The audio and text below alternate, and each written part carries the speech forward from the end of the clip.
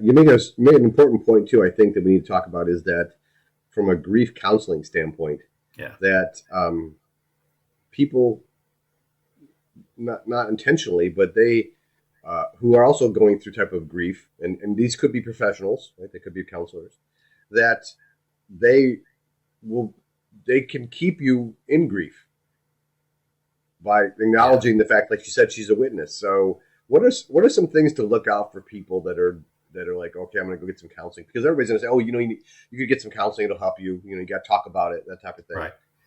What are the I don't say dangers, but the things to look out for that piece of advice for people and the experience of people Well, going through it. and remember, this is all based on my personal experience and what I went through, right? And that's where this whole book comes from, and that's where it all comes from, and what I learned.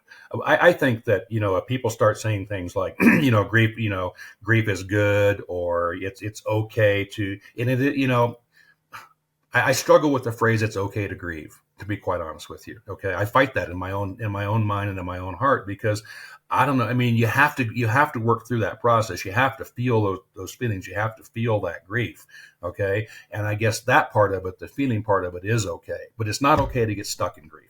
It's not okay to want to live there for the rest of your life. It's not okay to just be resistant and bullheaded to everything else or anything else that comes along. And so if people, like you say, if someone is trying to keep you stuck in grief instead of finding a path forward, I think that's a red flag. Number one. Number two is you have to go with your feeling. You have to go with your gut. Is there a connection here? Is this person right for you? Do they resonate with you? Does it make sense? You'll know, if they do or if they don't.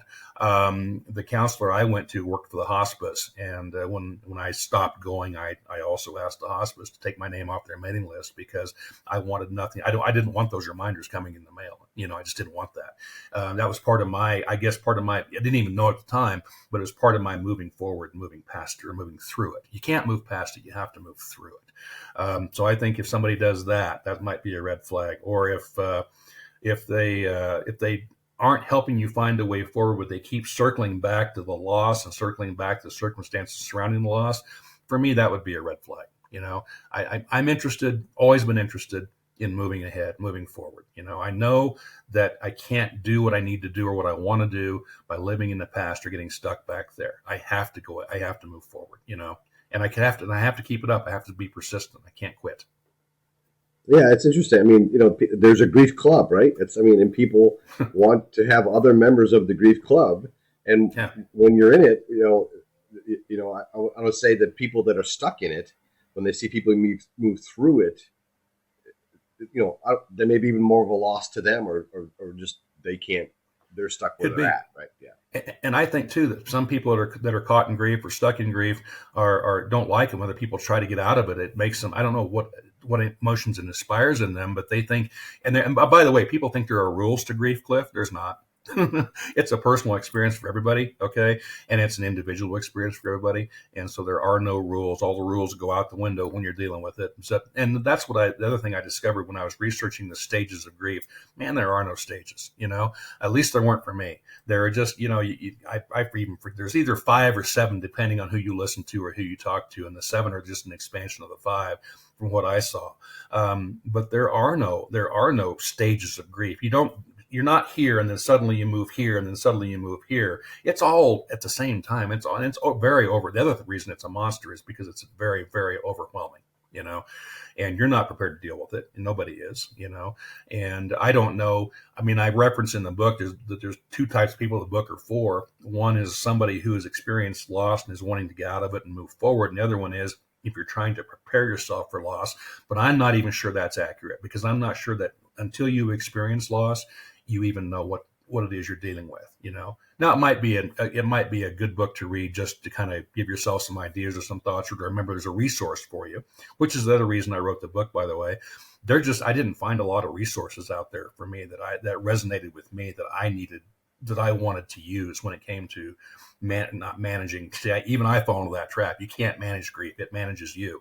Um, but there's not a lot of resources out there, or there weren't the ones that I felt were any good, and so that's one other reason I wrote the book. Because the steps that I went through, the steps that I detail in the book, the concepts, the ideas, all of it is all stuff I've done and been through. I've made a lot of mistakes along the way. I didn't include the mistakes in the book, by the way. Maybe one or two, which is good, but that's filler. That would just be filler, right? That would be This if anyone wants to know the mistakes, you can reach out to John. I'm sure he can tell you all the mistakes he made. I'll tell you the mistakes. But those are his mistakes, and they may not be your mistakes. But we'll call them learning experiences. There you go. So you let's talk about the grief curve, right? Because you created a chart basically because you charted the past. We've been through all this, and something specific to you called the grief curve. So let's talk a little bit about that, what it is, some of the phases of it. Go ahead. Grief curve is shaped like a U. It's very steep, up and down, And I did it because I'm a very analytical guy, and I like visual stuff. I'm more of a visual learner probably than tactile or an audible learner.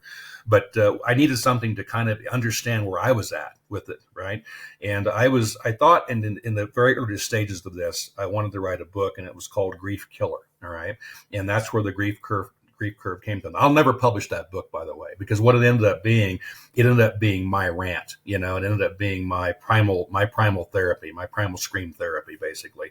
When I go back and read it now, I kind of cringe, but for me, it was necessary at the time. I had to get I was going through the process of feeling the feelings without realizing I was feeling the feelings, and that was part of how I processed and part of how I got through them. But in the middle of this, I also created this grief curve because I wanted the graphic representation of where I needed to understand where I was, and more importantly, I needed to understand where I could go. Okay, and so when you're looking at the grief curve, as you look at it, the left-hand side is the slide down from the point of death, in my case, or the point of loss, down to the bottom to what I call the pit. And the pit is where the gray zone is. The pit is where apathy, depression, angst, no desire, all that stuff lives, and a lot of people get stuck in that pit. It's kind of like the La Brea tar pits out in LA, right? When the dinosaurs fell into it and couldn't get back out. That's what it feels like when you're in that thing. It's hard to get out. And to climb out, the climb out curve on the right is also very steep, and you can get there. And I knew I could get there. But I remember clearly when I designed that grief curve, I was talking to myself and wondering, man, am I ever going to get out of here and up there, and when is it going to happen, and blah blah blah. And it was almost depressing to look at that and to think about, because I just didn't at that point in time, it didn't feel like it was ever going to happen. But for me, it's a graphic representation. I think it's a way to show people kind of what grief is and how it impacts them. And in that grief curve, I detail all the feelings that occur and when they occur, and at least when they occurred as best I remember them in my experience. By the way, you have to realize too that during this process, none of this was clear cut. It's all a blur. When I look back on it now, it is so much of a blur, and the timeline is it just doesn't exist. Time just stopped existing for me, which is a weird thing to say, but that's kind of how it was. And so it's when I go back and I write about it, and I designed the grief curve in the middle of all that. So that's when that happened. But I actually wrote this book, like I said, 4 years downstream from it, which I probably needed that clarity, to be quite honest, to be able to look back down the road and see what had happened, what I'd done, what I hadn't done, so on and so forth.